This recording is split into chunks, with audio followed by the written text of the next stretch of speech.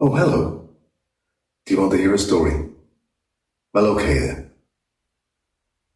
Once upon a time, in an off sales or liquor store near you, stood a dusty, old, non age stated whiskey.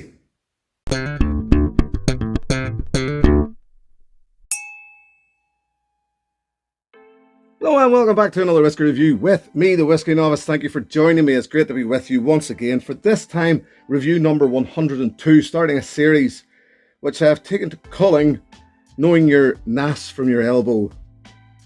Or if you wish to change that, you would knowing your nas from a hole in the ground, or whatever way your country does it. But it's basically it's just a play on words as usual. This time looking at non-age stated whiskies. So you're new to whiskey. What is a non-age stated whiskey? Well, it's relatively simple in that basically what you're looking at is a whiskey that doesn't have an age statement on the label. This one, an example, the Glenlivet Nàdurra, and you will find an age stated whiskey will have the age on that label somewhere, usually well represented. It's fairly plain to see. Sometimes it's maybe hidden. Generally what I've found is if it's a non-age stated whiskey, nowadays in particular, non-age stated, they'll give it a name, in this case the Nàdurra, Gaelic for natural. But sometimes don't get fooled by that either, because sometimes you will find it has an age statement and they've given a name as well. Glendronach the Highland, for example, something like that. But in basic terms, it's a whiskey without an age statement. Why no age statement? Well, there's quite a few reasons. There's various reasons. I would imagine probably the most common reason being that it's young whiskey, 3 years or older, but usually I would imagine between 3 and 10 years, and then just the producers don't like to put an age on it at that point, because it tends, if you come down below 10 years, you are sort of putting yourself within a price range that you have to almost adhere with. It's messed up. There are other reasons why you wouldn't put an age on there, but we'll not go into that right now. This one, yes, the Glenlivet Nàdurra, bottled at 60.2% cask strength. This one, the Oloroso sherry version, full Oloroso maturation for however long that may be. If you're looking for the same, this was bottled on the 8th of 2018, and it's the batch number is OL0818. And as I said, this is natural, no chill filtration. It's a natural colour, possibly. It doesn't state anywhere on it, but it's, what would you say, that's a sort of quite a golden colour. So there's all the basic facts. That is, before we go into it, I would say a sherry bomb. I would call it a sherry bomb. Comes in at around the 50 to 60 pounds mark. Yes, probably young whiskey, but bottled to cask strength, non-chill filtered. So 50 to 60 pounds, I think, is actually a good price for it. Let's get into it. It's rich, yes. It's spirity, yes. Remember, 60.2%. Loads and loads of those sweet Oloroso sherry notes, the fruit cake, the dried fruit, mixed pale, all the trappings that come with a good sherry bomb, in my opinion. They really haven't missed and hit the wall where sherry is concerned in this one. Yes, it's probably young, but in my opinion then, if it is young whiskey, it's been in fairly active casks.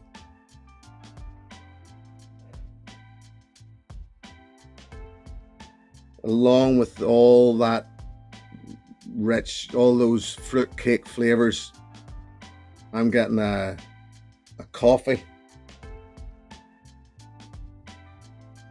as in a freshly made coffee, black coffee, and even dark chocolate. There are some richer, darker, slightly bittery notes.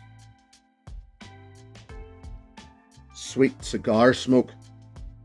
and honeycomb, or even for well, folk round here would talk about, we have yellow man. It's closer to yellow man actually for me. And what yellow man is, it's like a honeycomb, but it's just more dense. It's not as aerated as honeycomb, but if you're thinking honeycomb, you're not far off. There's a sharpness about it, like a red berry sharpness, but it just adds to the experience. And that experience on the nose, for me, youngish, I imagine, non-aged stated whiskey, yeah, very good.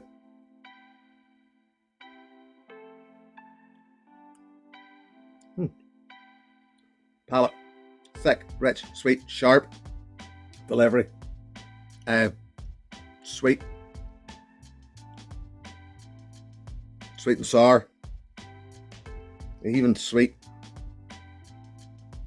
There's even a hint of that umami. It's got, it certainly fires off right up the center of the palate.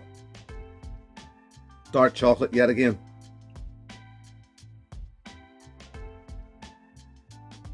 Coffee yet again, along with all those fruit notes. It's big, it's rich, mouth-watering, it's strong. Strong but not hot. It's been a day or two since I've had a strong whiskey, and when you do go back into them, the spirit can be a little overpowering. It's, yeah, mouth-watering, crystallized ginger.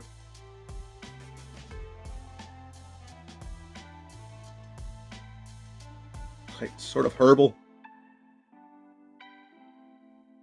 Yeah, spirity, but not heat. Sweet, but not with heat. Weirdly, the heat dampens down because this spreads so well that it spreads well and takes a lot of the attack out of it.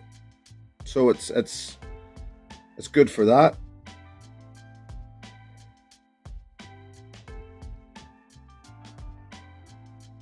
And I think that heat is something that we recognize for whiskey. Yet again, put yourself back to the start of your journey. Take yourself back to being a newcomer to whiskey.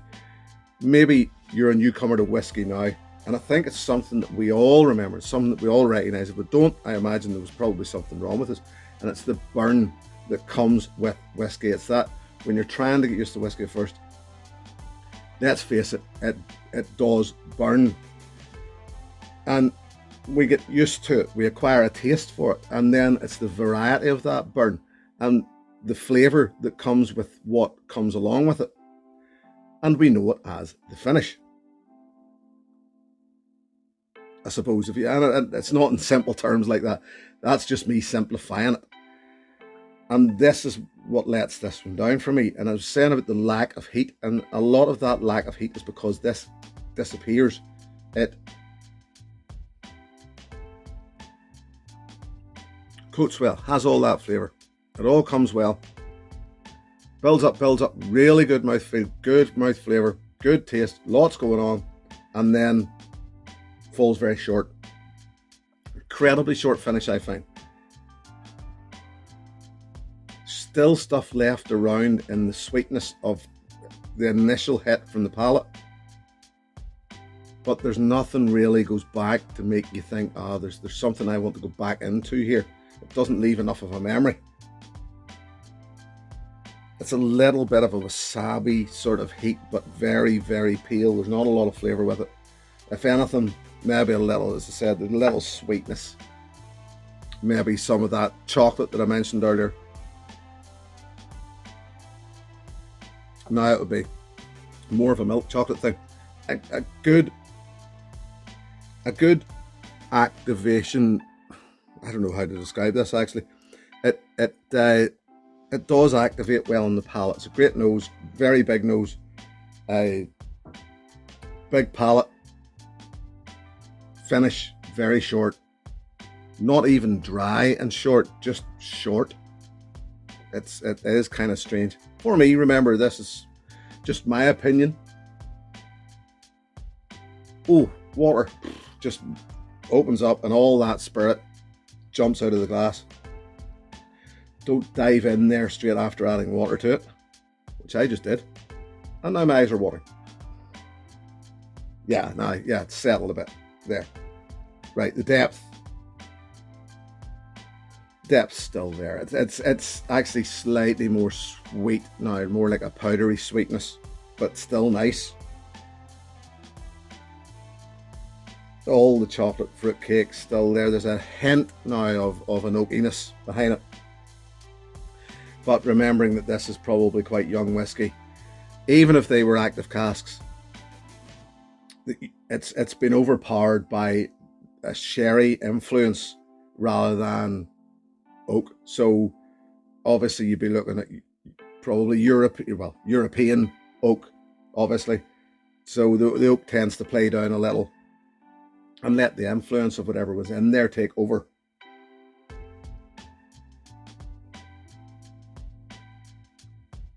Now the palate brings a bit of orange, more of that milk chocolate that was hanging around earlier a little.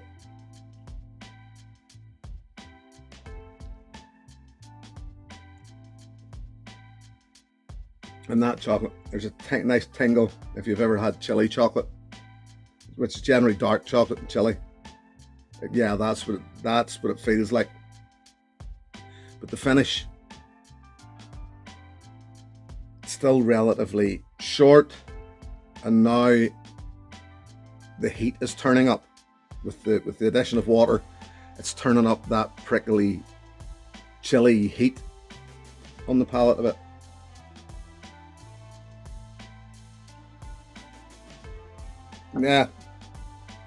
Yeah, and it starts to take a bit of the flavour out of it. This, I still think, if you like sherried whiskies, if you like sherry bombs, if sherry bombs are your thing, for the money, I think this is a good one. It's certainly worth trying.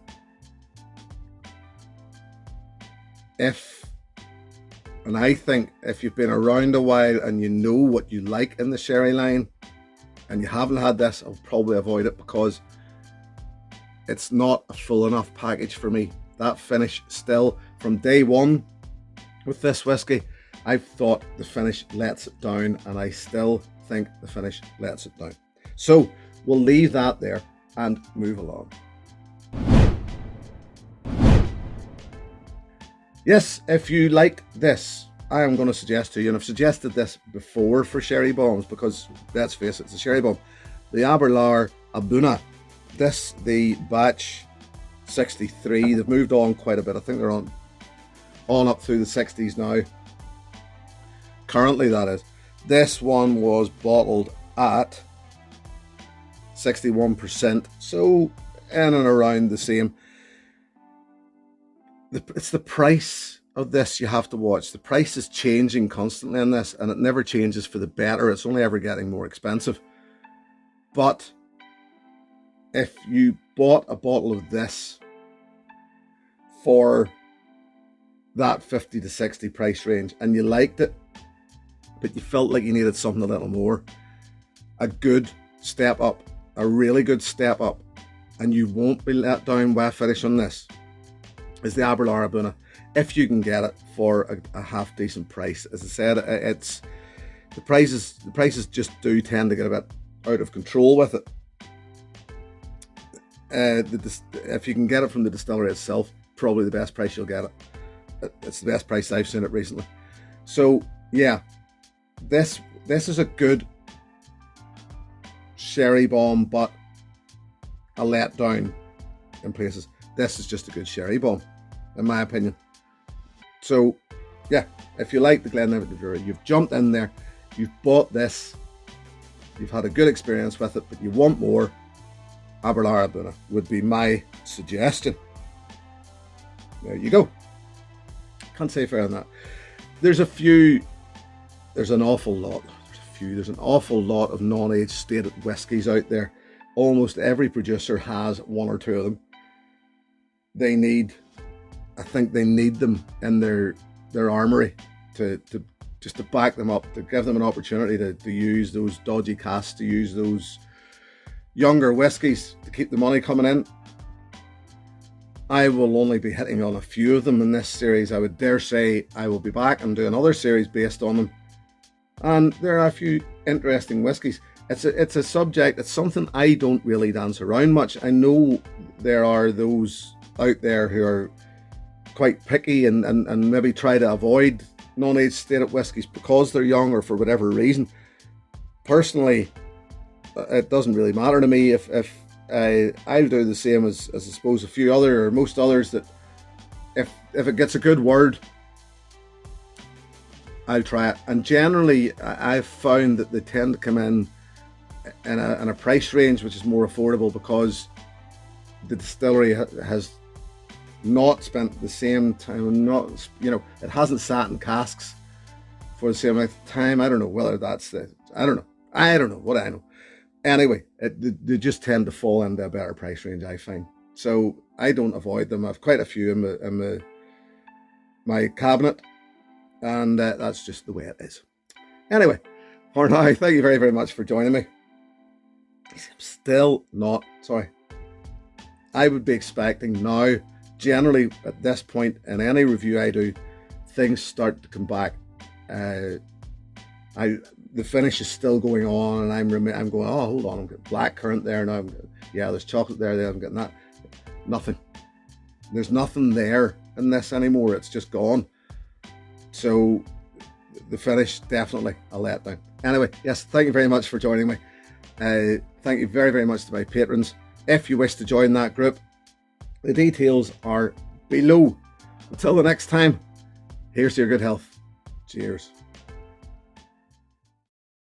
Hey, thanks for watching my video. Please click and subscribe to be notified of further content.